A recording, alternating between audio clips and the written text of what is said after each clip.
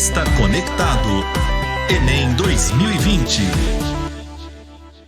Fala galera, tudo beleza? Meu nome é Jonas William, sou professor de Geografia e eu vim aqui hoje para dar umas dicas bem legais sobre a prova de Geografia no Enem.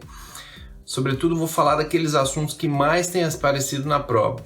São eles: a geografia econômica e alguns assuntos sobre as questões ambientais. Então, fiquem ligados. Bom, sobre as questões ambientais, o aluno tem que focar em alguns assuntos que têm sido frequentes e todos os anos, praticamente todos os anos, têm aparecido na prova. São eles: a devastação dos biomas brasileiros, que é um tema que aparece quase todo ano, e as questões das mudanças climáticas, sobretudo o aquecimento global.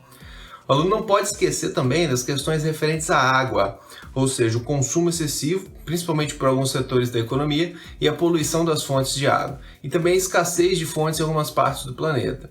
Questões como reutilização dos resíduos sólidos também têm sido frequentes. E esses assuntos não são exclusividade só da prova de Ciências Humanas e de Geografia. Eu já vi aparecer na prova de Linguagens e da Natureza, então fiquem ligados. Fiquem atentos também sobre as reuniões que acontecem para as discussões climáticas. As características de algumas das principais são importantes, como a Conferência de Brundtland, de 1987, que lançou a ideia de desenvolvimento sustentável, a COP15, que aconteceu em 2009, que visava discutir as mudanças climáticas e verificar se o protocolo de Kyoto estava sendo atendido, o Acordo de Paris, de 2015, haja visto o fracasso do protocolo de Kyoto, ele estabeleceu novas metas das emissões dos gases de efeito estufa.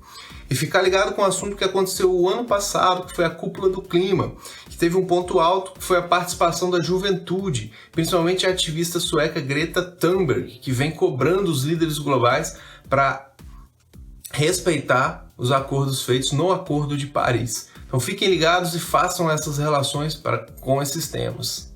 Bom, o que a gente tem notado sobre alguns temas óbvios, que às vezes a notícia é noticiado pela imprensa, como por exemplo o desastre ou crime ambiental de Mariana e Brumadinho. Obviamente eles não têm aparecido assim, dessa forma tão clara. Por quê? Porque é um tema muito discutido. A gente tem percebido até na prova de redação que esses temas não têm sido cobrados na prova. Mas não quer dizer que ele não venha a ser cobrado. Ele pode vir relacionado a outros assuntos, como por exemplo a importância do complexo minerário para a economia do Brasil, porque o minério de ferro ele é um dos carros-chefe da economia brasileira, ou então relacionado ao tema da geografia física, sobre as estruturas geológicas, que são os escudos cristalinos de onde são extraídos esse minério de ferro. No Brasil a gente tem a Serra dos Carajás e o quadrilátero ferrífero, onde são produzidos o minério de ferro, que é extremamente importante para a economia do Brasil. Então esses assuntos, principalmente o desastre ambiental de Mariana e Brumadinho, pode vir relacionado a essa questão. E no que diz respeito às questões de geografia econômica, o que o aluno tem que ficar ligado? Alguns assuntos como ações da OMC, as relações comerciais entre os países, principalmente por meio dos blocos econômicos, os tipos, características e principalmente a globalização. A globalização é um assunto muito frequente na prova de geografia e que envolve esse tema da geografia econômica. E aí, o aluno ele pode perceber e fazer a relação com esse assunto atual que nós estamos vivendo, que é a pandemia. Talvez ela não apareça de forma tão clara, porque é aquela história do óbvio, mas ela pode vir relacionada à globalização. É forte esse tema, é bem cotado para aparecer. Por quê?